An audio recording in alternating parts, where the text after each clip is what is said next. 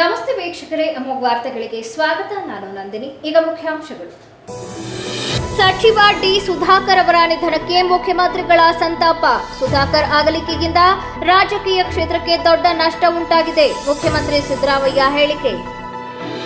ಸಕಲೇಶಪುರದ ಪತ್ರಕರ್ತರಾದ ಸುದರ್ಶನ್ ಹಾಗೂ ವೆಂಕಟಲಕ್ಷ್ಮಮ್ಮ ನಿಧನಕ್ಕೆ ಶ್ರದ್ಧಾಂಜಲಿ ಮೂಲಕ ಕಂಬನಿ ಮಿಡಿದ ಪತ್ರಕರ್ತರು.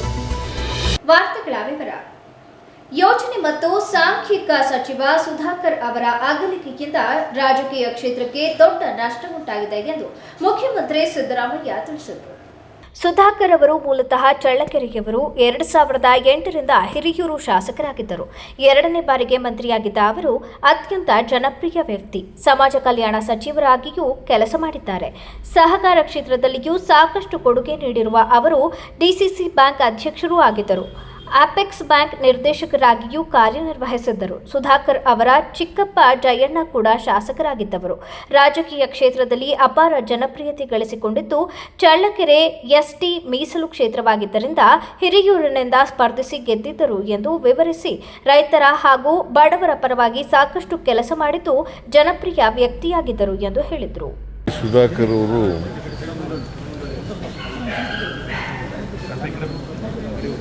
ಚಳ್ಳಕೆರೆಯಲ್ಲಿ ಜನನ ಆಗಿತ್ತು. ಅವರು 2008ರಿಂದ ಹಿರಿಯೂರಿನಲ್ಲಿ ಶಾಸಕರಾಗಿದ್ದರು. 2ನೇ ಸಾರಿ ಮಂತ್ರಿಯಾಗಿದ್ದರು. ಹಿಂದೆ ಒಂದು ಸಾರಿ ಮಂತ್ರಿಯಾಗಿದ್ದರು, ಆಮೇಲೆ ಈಗ ಮಂತ್ರಿಯಾಗಿದ್ದರು. ಭಾಳ ಜನಪ್ರಿಯವಾಗಿದ್ದಂಥ ವ್ಯಕ್ತಿ. ಬಡವರ ಪರವಾಗಿ ಯಾವಾಗಲೂ ಕೂಡ ಇದ್ದಂಥ ವ್ಯಕ್ತಿ. ಜೊತೆಗೆ ಅವರು ಶಾಸಕರಾಗಿ, ಮಂತ್ರಿಯಾಗಿ, ಈಗಲೂ ಕೂಡ ಮಂತ್ರಿಯಾಗಿದ್ದರು. ಪ್ಲ್ಯಾನಿಂಗು ಮತ್ತು ಸಮಾಜ ಕಲ್ಯಾಣ ಹಿಂದೆ ಸಮಾಜ ಕಲ್ಯಾಣ ಸಚಿವರಾಗಿದ್ದರು. ಹಿಂದೆ ಸಮಾಜ ಕಲ್ಯಾಣ ಸಚಿವರಾಗಿದ್ದರು. ಪ್ಲಾನಿಂಗ್ ಬಂದಿಖಾನೆ ಮಂತ್ರಿಯಾಗಿ ಅವರು. ಜೊತೆಗೆ ಸಹಕಾರಿ ಕ್ಷೇತ್ರದಲ್ಲೂ ಕೂಡ ಅಪಾರವಾದಂಥ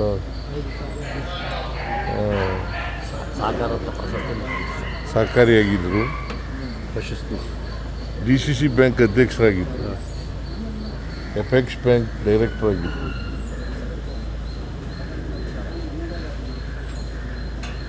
ಡಿಸಿಸಿ ಬ್ಯಾಂಕ್ ಅಧ್ಯಕ್ಷರಾಗಿ ಭಾಳಷ್ಟು ರೈತರ ಪರವಾಗಿ, ಬಡವರ ಪರವಾಗಿ ಕೆಲಸ ಮಾಡಿದ್ದಾರೆ. ಅವರು ನಮ್ಮನ್ನು ಅಗಲಿದ್ದಾರೆ. ಪತ್ನಿ, ಮಗ ಮತ್ತು ಮಗಳು ಅವರನ್ನು ಬಿಟ್ಟು ಅಗಲಿದ್ದಾರೆ. ಮತ್ತು ಅಪಾರವಾದಂಥ ಬಂಧು ಬಳಗವನ್ನು ಬಿಟ್ಟಿದ್ದಾರೆ. ಅವರ ಆತ್ಮಕ್ಕೆ ಚಿರಶಾಂತಿ ದೊರಕಲಿ ಅಂತೇಳಿ ಪ್ರಾರ್ಥನೆ ಮಾಡ್ತೀವಿ. ಸಕಲೇಶಪುರದ ಹಿರಿಯ ಪತ್ರಕರ್ತ ಸುದರ್ಶನ್ ಹಾಗೂ ಹಳೇಬೀಡಿನ ಹಿರಿಯ ಪತ್ರಕರ್ತ ರಘುನಾಥ್ ರವರ ತಾಯಿ ವೆಂಕಟಲಕ್ಷ್ಮಮ್ಮ ಅವರ ನಿಧನಕ್ಕೆ ಜಿಲ್ಲಾ ಕಾರ್ಯನಿರತ ಪತ್ರಕರ್ತರ ಸಂಘದ ಸಭಾಂಗಣದಲ್ಲಿ ನಡೆದ ಸಂತಾಪ ಸಭೆ ಭಾವನಾತ್ಮಕ ವಾತಾವರಣಕ್ಕೆ ಸಾಕ್ಷಿಯಾಯಿತು. ಜಿಲ್ಲಾ ಕಾರ್ಯನಿರತ ಪತ್ರಕರ್ತರ ಸಂಘದ ಅಧ್ಯಕ್ಷ ಜೆಆರ್ ಕೆಂಚೇಗೌಡ ಮಾತನಾಡಿ, ಸುದರ್ಶನ್ ಅವರು ಹಲವು ವರ್ಷಗಳಿಂದ ಪತ್ರಿಕಾ ಕ್ಷೇತ್ರದಲ್ಲಿ ನಿಷ್ಠೆಯಿಂದ ಸೇವೆ ಸಲ್ಲಿಸಿದ ಶ್ರಮಜೀವಿ ಪತ್ರಕರ್ತರಾಗಿದ್ದರು. ತಮ್ಮ ಸರಳತೆ, ಸ್ನೇಹಪರ ಸ್ವಭಾವ ಹಾಗೂ ವೃತ್ತಿ ನಿಷ್ಠೆಯಿಂದ ಸಹೋದ್ಯೋಗಿಗಳ ಮನಗೆದ್ದಿದ್ದರು. ಸಕಲೇಶಪುರದಲ್ಲಿ ಕಾರ್ಯನಿರತ ಪತ್ರಕರ್ತರ ಸಂಘದ ಚಟುವಟಿಕೆಗಳಲ್ಲಿ ಸಕ್ರಿಯವಾಗಿ ಪಾಲ್ಗೊಂಡು ಸಂಘಟನೆ ಬಲಪಡಿಸಲು ಶ್ರಮಿಸಿದ್ದರು. ಕೆಲ ವರ್ಷಗಳಿಂದ ಅನಾರೋಗ್ಯದಿಂದ ಬಳಲುತ್ತಿದ್ದ ಅವರು ಮಂಗಳೂರು, ಮಡಿಕೇರಿ ಸೇರಿದಂತೆ ವಿವಿಧ ಕಡೆ ಚಿಕಿತ್ಸೆ ಪಡೆದರೂ ಆರೋಗ್ಯದಲ್ಲಿ ಚೇತರಿಕೆ ಕಾಣಲಿಲ್ಲ. ಜೀವನದ ಕೊನೆಯವರೆಗೂ ಧೈರ್ಯದಿಂದ ಹೋರಾಡಿದ ಸುದರ್ಶನ್ ಅವರ ಅಗಲಿಕೆ ಪತ್ರಿಕಾ ವಲಯಕ್ಕೆ ತುಂಬಲಾರದ ನಷ್ಟ. ಹಳೇಬೀಡಿನ ಹಿರಿಯ ಪತ್ರಕರ್ತ ರಘುನಾಥ್ ಅವರ ತಾಯಿ ಕುಟುಂಬದ ಬೆನ್ನೆಲುಬಾಗಿ ಸರಳ ಜೀವನ ನಡೆಸಿ ಮಕ್ಕಳಿಗೆ ಉತ್ತಮ ಮೌಲ್ಯಗಳನ್ನು ನೀಡಿದವರು. ಸಮಾಜಮುಖಿ ಚಿಂತನೆ ಮತ್ತು ಮಾನವೀಯ ಗುಣಗಳಿಂದ ಅವರು ಎಲ್ಲರ ಪ್ರೀತಿಗೆ ಪಾತ್ರರಾಗಿದ್ದರು ಎಂದು ಹೇಳಿದರು. ಈ ಸಂದರ್ಭದಲ್ಲಿ ಮಾಜಿ ಅಧ್ಯಕ್ಷ ಬಿಆರ್ ಉದಯ್ ಕುಮಾರ್, ಪ್ರಧಾನ ಕಾರ್ಯದರ್ಶಿ ಕೆಜಿ ಸುರೇಶ್, ಕಾರ್ಯದರ್ಶಿ ಖುಷ್ವಂತ್, ಹರೀಶ್, ಹಿರಿಯ ಮತ್ತು ಕಿರಿಯ ಪತ್ರಕರ್ತರು ಹಾಜರಿದ್ದರು. ಹೊಳೆನರಸೀಪುರ ಹೊಳೆನರಸೀಪುರ ಪಟ್ಟಣದ ಸಾರ್ವಜನಿಕ ಆಸ್ಪತ್ರೆಯಲ್ಲಿ ರೋಗಿಗಳಿಗೆ ಉತ್ತಮ ಗುಣಮಟ್ಟದ ಚಿಕಿತ್ಸೆ ಹಾಗೂ ಸೌಲಭ್ಯಗಳನ್ನು ಕಲ್ಪಿಸುವ ನಿಟ್ಟಿನಲ್ಲಿ ಶಾಸಕ ಎಚ್.ಡಿ. ರೇವಣ್ಣ ಅವರು ಅಧಿಕಾರಿಗಳೊಂದಿಗೆ ಮಹತ್ವದ ಸಭೆ ನಡೆಸಿದರು. ಆಸ್ಪತ್ರೆಯ ವಿವಿಧ ವಿಭಾಗಗಳ ಕಾರ್ಯವೈಖರಿಯನ್ನು ಪರಿಶೀಲಿಸಿ ಪ್ರಸ್ತುತ ಇರುವ ಡಯಾಲಿಸಿಸ್ ಘಟಕದ ರೋಗಿಗಳ ಸಂಖ್ಯೆ ಹೆಚ್ಚುತ್ತಿರುವುದರಿಂದ ಈ ಬಾರಿ ಕೌನ್ಸಿಲಿಂಗ್ನಲ್ಲಿ ಹೆಚ್ಚಿನ ನರ್ಸ್ಗಳನ್ನು ನೇಮಿಸಿಕೊಳ್ಳುವ ಮೂಲಕ ಹೆಚ್ಚಿನ ಶಿಫ್ಟ್ಗಳಲ್ಲಿ ಕಾರ್ಯನಿರ್ವಹಿಸಲು ಕ್ರಮ ಕೈಗೊಳ್ಳಬೇಕು. ವಯಸ್ಕರ ಐಸಿಯು ಜೊತೆಗೆ ಮಕ್ಕಳ ತೀವ್ರ ನಿಗಾ ಘಟಕಕ್ಕೂ ಹೆಚ್ಚಿನ ಆದ್ಯತೆ ನೀಡಬೇಕು. ಇದಕ್ಕಾಗಿ ತಜ್ಞ ವೈದ್ಯರು ಹಾಗೂ ನರ್ಸ್ಗಳಿಗೆ ಅಗತ್ಯ ತರಬೇತಿ ನೀಡಬೇಕು. ಆಸ್ಪತ್ರೆಯಲ್ಲಿ ಸ್ವಚ್ಛತೆಗೆ ಹೆಚ್ಚಿನ ಒತ್ತು ನೀಡಬೇಕು. ಬಟ್ಟೆ ಒಗೆಯಲು ಸುಸಜ್ಜಿತವಾದ ಮೆಕಾನೈಸ್ಡ್ ಲಾಂಡ್ರಿ ವ್ಯವಸ್ಥೆಯನ್ನು ಜಾರಿಗೆ ತರಬೇಕು. ಆಸ್ಪತ್ರೆಯ ಸಮಗ್ರ ಅಭಿವೃದ್ಧಿಗಾಗಿ ಸಿಆರ್ಎಸ್ ಫಂಡ್ ಮತ್ತು ಸರ್ಕಾರದ ವಿವಿಧ ಯೋಜನೆಯಡಿ ದೊರೆತಿರುವ ಅನುದಾನವನ್ನು ಪಾರದರ್ಶಕವಾಗಿ ಹಾಗೂ ಪರಿಣಾಮಕಾರಿಯಾಗಿ ಬಳಸಿಕೊಳ್ಳಬೇಕು. ಬಡ ರೋಗಿಗಳಿಗೆ ಆಸ್ಪತ್ರೆಯಲ್ಲಿ ಯಾವುದೇ ರೀತಿಯ ತೊಂದರೆಯಾಗಬಾರದು. ವೈದ್ಯರು ಮತ್ತು ಸಿಬ್ಬಂದಿಗಳು ಸೇವಾ ಮನೋಭಾವನೆಯಿಂದ ಕೆಲಸ ಮಾಡಬೇಕು ಎಂದು ಹೇಳಿದರು. ಈ ಸಂದರ್ಭದಲ್ಲಿ ಪುರಸಭಾ ಆಡಳಿತಾಧಿಕಾರಿ ಜಗದೀಶ್ ಗಂಗಣ್ಣನವರ್, ಆಸ್ಪತ್ರೆಯ ಆಡಳಿತ ಮಂಡಳಿಯ ಅಧಿಕಾರಿಗಳು ಹಾಗೂ ಸಂಬಂಧಪಟ್ಟ ಇಲಾಖೆಯ ಮುಖ್ಯಸ್ಥರು ಉಪಸ್ಥಿತರಿದ್ದರು.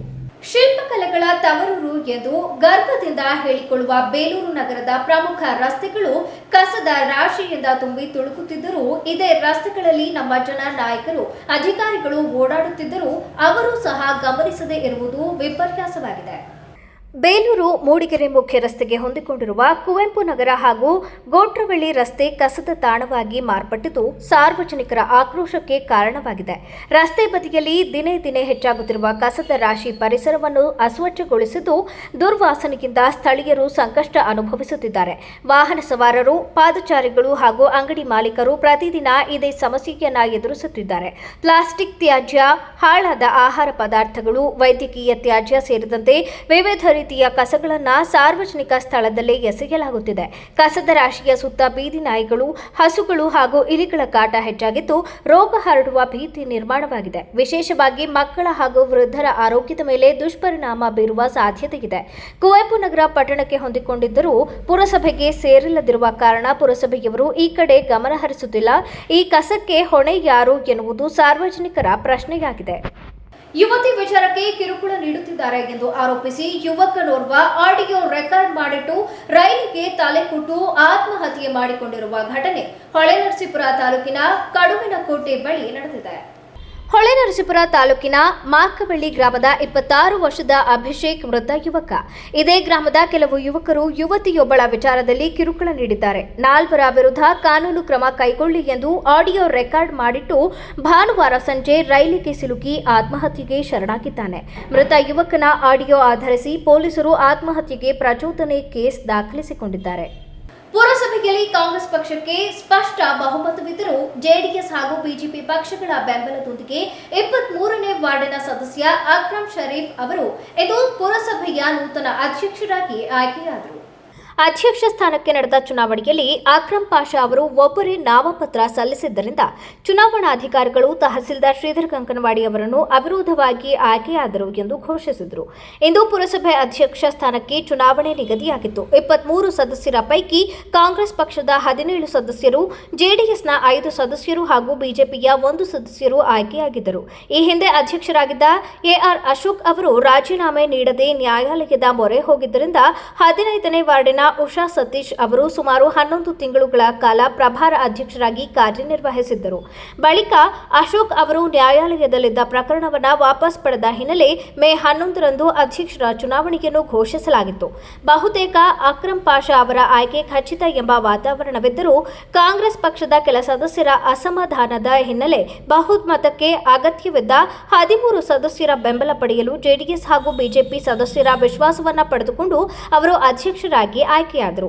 ಈ ಸಂದರ್ಭದಲ್ಲಿ ಮಾಜಿ ಅಧ್ಯಕ್ಷ ಎಆರ್ ಅಶೋಕ್, ಪುರಸಭಾ ಸದಸ್ಯರುಗಳಾದ ಜಗದೀಶ್, ತೀರ್ಥಕುಮಾರಿ ವೆಂಕಟೇಶ್, ಉಷಾ ಸತೀಶ್, ಮೀನಾಕ್ಷಿ, ಜಮೀಲಾ, ಮಣಿ, ಆಶಾ ರಾಣಿ, ಅಶೋಕ್, ಜಮಾಲ್, ಸೌಮ್ಯ, ಪುಟ್ಟಸ್ವಾಮಿ, ದಿವ್ಯಾ ಗಿರೀಶ್, ಶೈಲೇಶ್ ಪ್ರಭಾಕರ್, ರತ್ನ, ಸತ್ಯನಾರಾಯಣ ಸೇರಿದಂತೆ ಇತರರು ಹಾಜರಿದ್ದರು. ಈಗ ಜಾಹೀರಾತು. ರತ್ನಂ ಸಿಲ್ಕ್ಸ್ ಹಾಸನದ ಜನಮನ ಗೆದ್ದಿರುವ ನಂಬರ್ 1 ರೇಷ್ಮೆ ಹಾಗೂ ಫ್ಯಾನ್ಸಿ ಸೀರೆಗಳ ಎಕ್ಸ್ಕ್ಲೂಸಿವ್ ಶೋರೂಮ್. ನಮ್ಮಲ್ಲಿ ಮಹಿಳೆಯರ ಮನಸೂರೆಗೊಳ್ಳುವ Kanchipuram silk sarees, Mysore silks, pure Banaras silks, fancy ಹಾಗೂ cotton sarees, KSIC grade crepe silk, suiting and shirting, ಇನ್ನು ಹಲವಾರು ಬಗೆಯ ಸೀರೆಗಳು ನಿಮ್ಮ ಕೈಗೆಟುಕುವ ದರದಲ್ಲಿ ದೊರೆಯುತ್ತವೆ. ವರ್ಷದ 365 ದಿನಗಳಲ್ಲೂ ಹೋಲ್ಸೇಲ್ ದರದಲ್ಲಿ ಮಾರಾಟ. ಗ್ರಾಹಕರಿಗೆ ಪಾರ್ಕಿಂಗ್ ಹಾಗೂ ಶೌಚಾಲಯದ ವ್ಯವಸ್ಥೆಯೂ ಲಭ್ಯ. ಭೇಟಿ ಕೊಡಿ Ratnam silks, opposite to Rangalakshmi hospital, next to NCC office, RC road, Hassan. Phone number 9164210699 ಹಾಗೂ 08172296399. ಹಾಸನದ ಕೆಆರ್ಪುರಂನಲ್ಲಿ ನೂತನವಾಗಿ ಪ್ರಾರಂಭವಾಗಿರುವ ಸುನಂದ ಸೂಪರ್ ಸ್ಪೆಷಾಲಿಟಿ ಕಣ್ಣಿನ ಆಸ್ಪತ್ರೆಯಲ್ಲಿ ನಿಮ್ಮ ಕಣ್ಣಿನ ಎಲ್ಲ ಸಮಸ್ಯೆಗಳಿಗೆ ಸೂಕ್ತ ಚಿಕಿತ್ಸೆಗಳು ಲಭ್ಯವಿರುತ್ತವೆ. ಪ್ರತಿದಿನ ನುರಿತ ತಜ್ಞರಾದಂಥ doctor Chiranth IM phaco surgeon, doctor Sumanth IM retina surgeon, doctor Madhumita M phaco surgeon ನಿಮ್ಮ ಸೇವೆಗೆ ಲಭ್ಯವಿರುತ್ತಾರೆ. ನಮ್ಮ ಆಸ್ಪತ್ರೆಯ ವಿಶೇಷತೆಗಳು: state of art operation theatre, injection ರಹಿತ ನೋವಿಲ್ಲದ ಶಸ್ತ್ರಚಿಕಿತ್ಸೆ, ಕ್ಯಾಟರಾಕ್ಟ್ ಶಸ್ತ್ರಚಿಕಿತ್ಸೆಗೆ ಅತ್ಯಾಧುನಿಕ ಆರ್ಟ್ಲಿ ಫೇಕೋ ಮೆಷಿನ್, ಅಂತಾರಾಷ್ಟ್ರೀಯ ಮಟ್ಟದ ಲೆನ್ಸಸ್ ಬಳಕೆ, ನುರಿತ ವೈದ್ಯರ ತಂಡದಿಂದ ರೆಟಿನಾ ತೊಂದರೆಗಳಿಗೆ ಚಿಕಿತ್ಸೆ, ಗ್ಲೋಕೋಮಾ ಸಮಸ್ಯೆಗೆ ಚಿಕಿತ್ಸೆ, ಬಾಲ್ಯದ ಕಣ್ಣಿನ ಸಮಸ್ಯೆಗಳಿಗೆ ಚಿಕಿತ್ಸೆ. ನಮ್ಮಲ್ಲಿ ಅತ್ಯಾಧುನಿಕ OCT machine, laser machine, vitrectomy machine ಹಾಗೂ ಇತರೆ ಕಣ್ಣಿನ ಸಮಸ್ಯೆಗಳಿಗೆ ಬೇಕಾಗುವ ಮೆಷಿನ್ಗಳು ಲಭ್ಯವಿರುತ್ತವೆ. ಹೆಸರಾಂತ ಕಂಪನಿಯ ಉತ್ತಮ ಗುಣಮಟ್ಟದ ಕನ್ನಡಕಗಳು ರಿಯಾಯಿತಿ ದರದಲ್ಲಿ ದೊರೆಯುತ್ತವೆ. ನಮ್ಮಲ್ಲಿ ಮುಖ್ಯವಾಗಿ ಯಶಸ್ವಿನಿ ಕಾರ್ಡ್, ಧರ್ಮಸ್ಥಳ ಸಂಘದ ಕಾರ್ಡ್ಗಳ ವಿಮಾ ಸೌಲಭ್ಯ ಹಾಗೂ ಇತರೆ ಖಾಸಗಿ ಕಂಪನಿಗಳ ವಿಮಾ ಸೌಲಭ್ಯಗಳು ದೊರೆಯುತ್ತವೆ. ಭಾನುವಾರ ಹೊರತುಪಡಿಸಿ ಪ್ರತಿದಿನ ಸೋಮವಾರದಿಂದ ಶನಿವಾರದವರೆಗೆ ಬೆಳಗ್ಗೆ 10 ರಿಂದ ಸಂಜೆ 8 ಗಂಟೆವರೆಗೆ ವೈದ್ಯರು ಸಮಾಲೋಚನೆಗೆ ಲಭ್ಯವಿರುತ್ತಾರೆ. ಹೆಚ್ಚಿನ ಮಾಹಿತಿಗಾಗಿ ಸಂಪರ್ಕಿಸಿ. ಹಾಸನದ ನಮ್ಮ ವಿಳಾಸ HAR ಆರ್ಕೇಡ್ 4ನೇ ಕ್ರಾಸ್, ಸಂಪಿಗೆ ರಸ್ತೆ, ಕೆಆರ್ಪುರಂ, ಹಾಸನ. Phone number 9036033343, 9353737288. ತಿಪಟೂರಿನಲ್ಲಿ ಕಳೆದ 3 ವರ್ಷಗಳಿಂದ ಸುನಂದ ಕಣ್ಣಿನ ಆಸ್ಪತ್ರೆ ಕಾರ್ಯನಿರ್ವಹಿಸುತ್ತಿದ್ದು ರೋಗಿಗಳ ಮೆಚ್ಚುಗೆ ಗಳಿಸಿದೆ ಎಂದು ತಿಳಿಸಲು ಆಶಿಸುತ್ತೇವೆ. ತಿಪಟೂರಿನ ನಮ್ಮ ವಿಳಾಸ NH 206, ಹಾಸನ್ ಸರ್ಕಲ್ ಹತ್ತಿರ ಇಂಡಿಯನ್ ಆಯಿಲ್ ಪೆಟ್ರೋಲ್ ಬಂಕ್ ಪಕ್ಕ, ತಿಪಟೂರು. ಫೋನ್ ನಂಬರ್ಸ್ 8310505620 ಮತ್ತು 08023901908. ಸಕಲೇಶಪುರದಲ್ಲಿ ಸುನಂದ ಸೂಪರ್ ಸ್ಪೆಷಾಲಿಟಿ ಕಣ್ಣಿನ ಆಸ್ಪತ್ರೆಯ ವಿಷನ್ ಸೆಂಟರ್ ತೆರೆಯಲಾಗಿದ್ದು ಸೋಮವಾರ ಮತ್ತು ಗುರುವಾರ ನೇತ್ರ ತಜ್ಞರು ಸಮಾಲೋಚನೆಗೆ ಲಭ್ಯವಿರುತ್ತಾರೆ. ಸಕಲೇಶಪುರದ ನಮ್ಮ ವಿಳಾಸ Srinivasa nursing home, 2nd floor, BM road, Sakleshpur. Phone number 7975318630.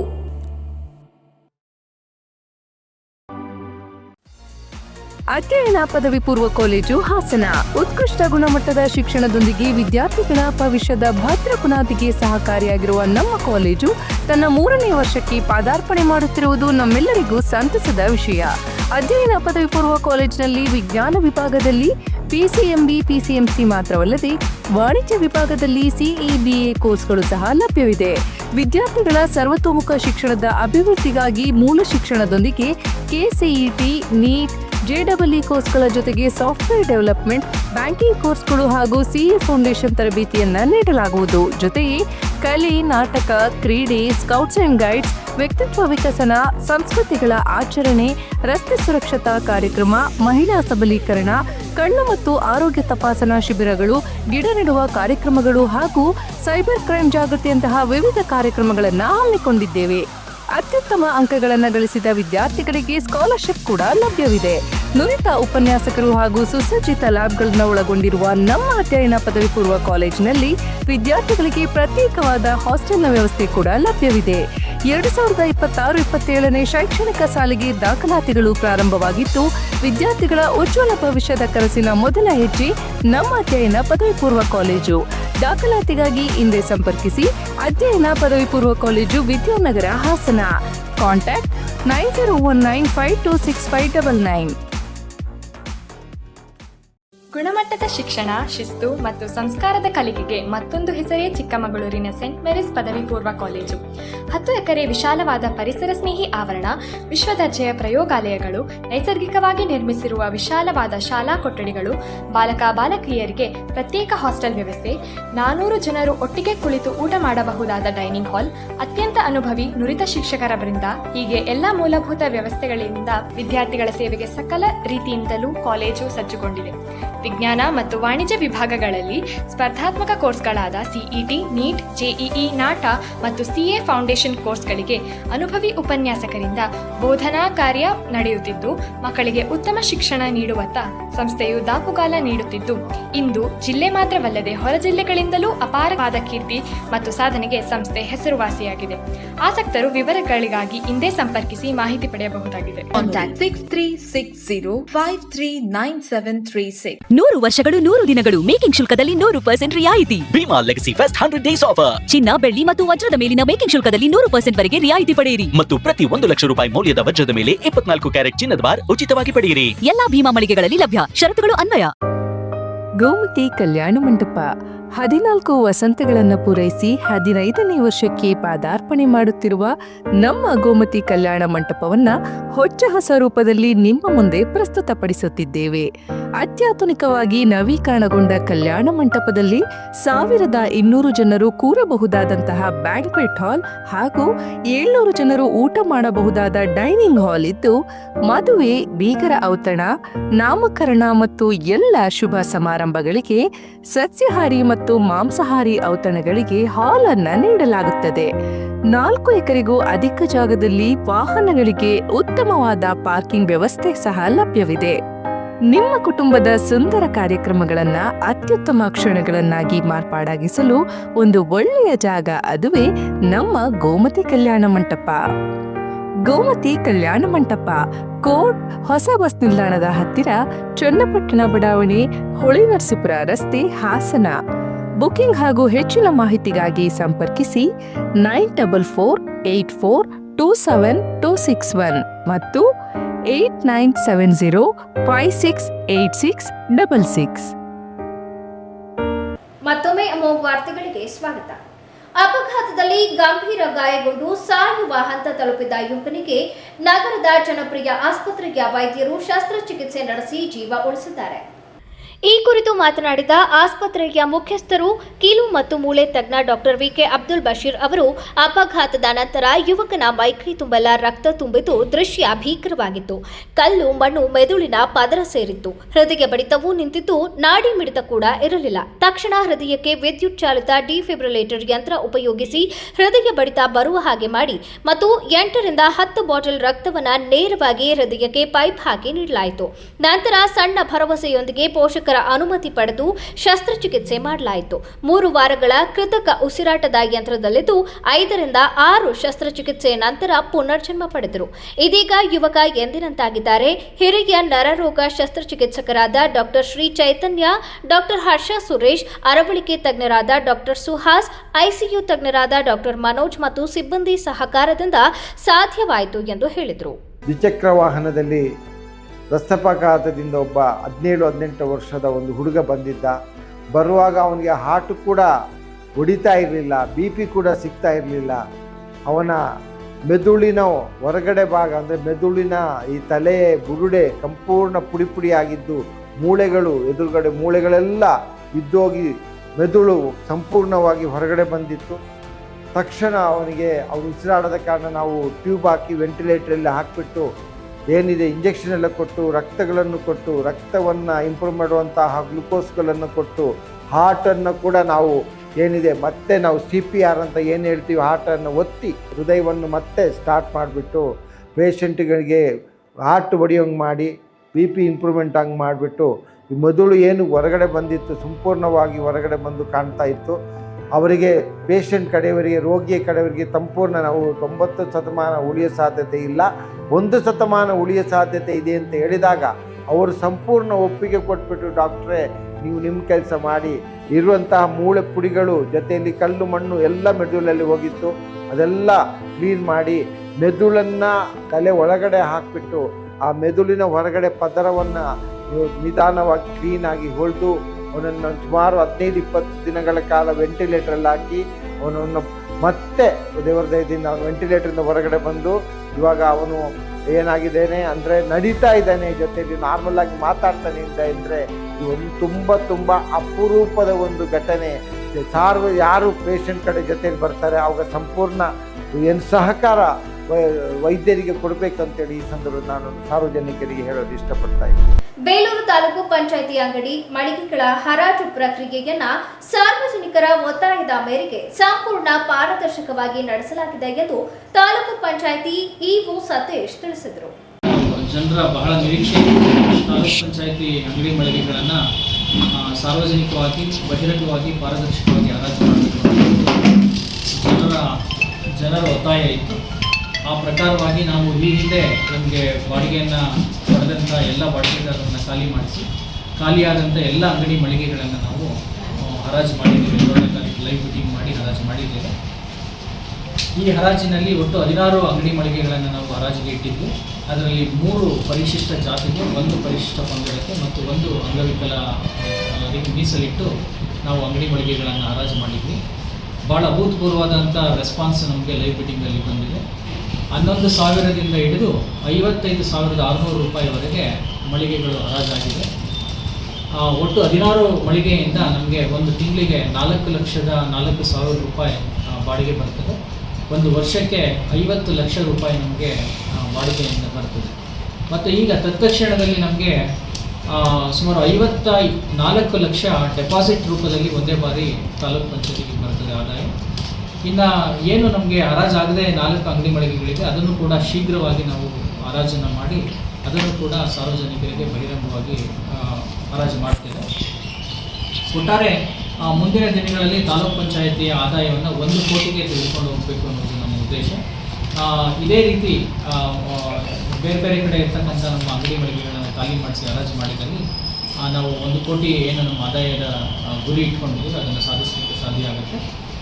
ಅದಲ್ಲದೆ ಈಗ ಬರ್ತಾ ಇರ್ತಕ್ಕಂಥ ಡೆಪಾಸಿಟಿಂದ ಮತ್ತು ಬಾಡಿಗೆ ಮೊತ್ತವನ್ನು ನಾವು ಮತ್ತೆ ಇರ್ತಕ್ಕಂಥ ಅಂಗಡಿ ಮಳಿಗೆಗಳನ್ನು ಎಕ್ಸ್ಟೆನ್ಷನ್ ಮಾಡಲಿಕ್ಕೆ ಹೊಸ ಅಂಗಡಿ ಮಳಿಗೆಗಳನ್ನು ಕಟ್ಟೋದಕ್ಕೆ ಬಳಸ್ಕೊಳ್ತೀವಿ. ಇದರಿಂದ ಮತ್ತೆ ನಮಗೆ ನಮ್ಮ ಆದಾಯ ಜಾಸ್ತಿ ಆಗ್ತದೆ. ಸೊ ಬಹಳ ಈಸಿಯಾಗಿ ನಮಗೆ ತಾಲೂಕು ಪಂಚಾಯತಿಗೆ 1 ಕೋಟಿ ಆದಾಯ ನಮಗೆ ಬಾಡಿಗೆ ಮೊತ್ತದಿಂದನೇ ಬರ್ತದೆ. ಇದು ಬಹುಶಃ ಇಡೀ ಜಿಲ್ಲೆಯಲ್ಲೇ ಬೇಲೂರು ತಾಲೂಕು ಪಂಚಾಯತಿಗೆ ಅತಿ ಹೆಚ್ಚು ಆದಾಯವನ್ನು ಹೊಂದಿರತಕ್ಕಂಥ ತಾಲೂಕು ಪಂಚಾಯತಿಯಾಗಿ ಹೊರಹೊಮ್ಮಿದೆ ಈ ಅಂಗಡಿ ಮಳಿಗೆ ಹರಾಜಿನ ನಂತರ. ಈಗೇನು ಅಖೈರಾಗಿದೆ ಆ ಬಾಡಿಗೆದಾರರಿಗೆ ನಾವು 7 ದಿನದ ಅವಕಾಶವನ್ನು ಕೊಟ್ಟಿದ್ದೇವೆ. 7 ದಿನದಲ್ಲಿ ಅವರೆಲ್ಲರೂ ಬಂದು ನಾವೇನು ನಿಗದಿಪಡಿಸಿರ್ತಕ್ಕಂಥ ಠೇವಣಿಯನ್ನು ಕಟ್ಟಿ ಅಗ್ರಿಮೆಂಟನ್ನು ಮಾಡ್ಕೋಬೇಕಾಗ್ತದೆ. 7 ಅಥವಾ 8 ದಿನದಲ್ಲಿ ಅವ್ರು ಬರಲಿಲ್ಲ ಅಂದರೆ ಅದನ್ನು ಮತ್ತೆ ಬರದೇ ಇದ್ದಂಥ ಅಂಗಡಿ ಮಳಿಗೆಗಳನ್ನು ನಾವು ಮತ್ತೆ ರೀಹರಾಜನ್ನು ಮಾಡಬೇಕಾಗ್ತದೆ.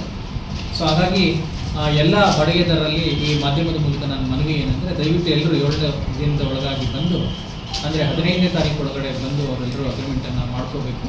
ಮತ್ತು ಕೊನೆಯಲ್ಲಿ ಮತ್ತೊಮ್ಮೆ ಮುಖ್ಯಾಂಶಗಳು. ಸಚಿವ ಡಿ ಸುಧಾಕರ್ ಅವರ ನಿಧನಕ್ಕೆ ಮುಖ್ಯಮಂತ್ರಿಗಳ ಸಂತಾಪ. ಸುಧಾಕರ್ ಅಗಲಿಕೆಯಿಂದ ರಾಜಕೀಯ ಕ್ಷೇತ್ರಕ್ಕೆ ದೊಡ್ಡ ನಷ್ಟ ಉಂಟಾಗಿದೆ. ಮುಖ್ಯಮಂತ್ರಿ ಸಿದ್ದರಾಮಯ್ಯ ಹೇಳಿಕೆ. ಸಕಲೇಶಪುರದ ಪತ್ರಕರ್ತರಾದ ಸುದರ್ಶನ್ ಹಾಗೂ ವೆಂಕಟಲಕ್ಷ್ಮಮ್ಮ ನಿಧನಕ್ಕೆ ಶ್ರದ್ಧಾಂಜಲಿ ಮೂಲಕ ಕಂಬನಿ ಮಿಡಿದ ಪತ್ರಕರ್ತರು. ಮುಂದಿನ ವಾರ್ತಾ ಸಂಚಿಕೆಯಲ್ಲಿ ಮತ್ತೊಮ್ಮೆ ಭೇಟಿಯಾಗೋಣ. ನಮಸ್ಕಾರ.